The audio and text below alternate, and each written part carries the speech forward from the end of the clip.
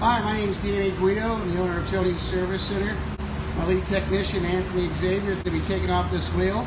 And we're going to be looking at some brakes. So we can talk about the NAPA, buy $250 worth of brake parts and get a $75 gift card. Anthony, tell us what you're doing.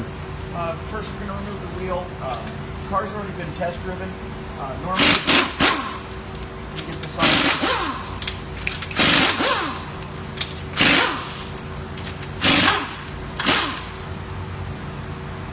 Tell us about the parts that we're looking for in this deal.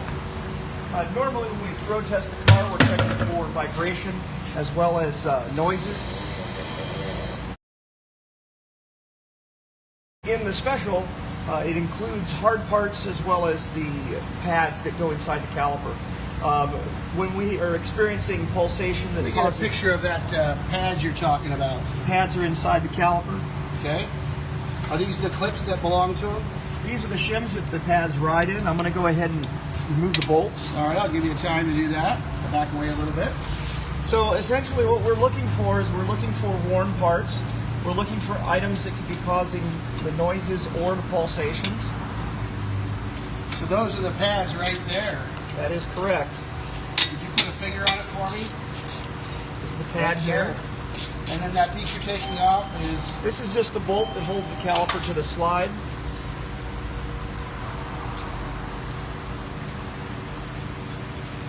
That shoehorn thing is the caliper. Yes, the caliper applies the pressure to the pads, which causes the clamping force.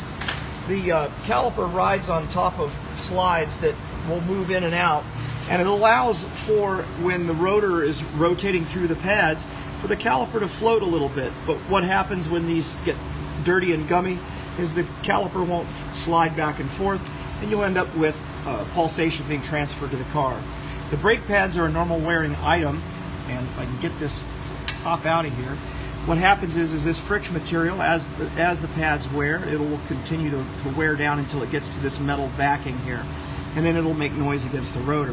Where's the rotor? The rotor is right here. This is actually what is going to be rotating through the pads. The pads are clamped by the caliper, and the rotor itself is doing most of the work.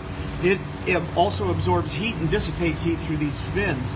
So when the rotor starts to get warped, what will end up happening is that you're going to have a pulsation that will be transferred into the chassis, and it'll cause the car to vibrate. So pads and a rotor and a caliper are probably three of the more common parts. That is correct. Some of the other parts that NAPA is also going to include in that $250 is master cylinders, rear drums, rear wheel cylinders. Those are all parts that are necessary for brakes too. Correct. The hydraulic system is completely covered. All of the components that allow it to be able to do work, transferring the fluid to the caliper doing work, pads contacting the rotors, and the rotors themselves that actually physically wear. Other than that,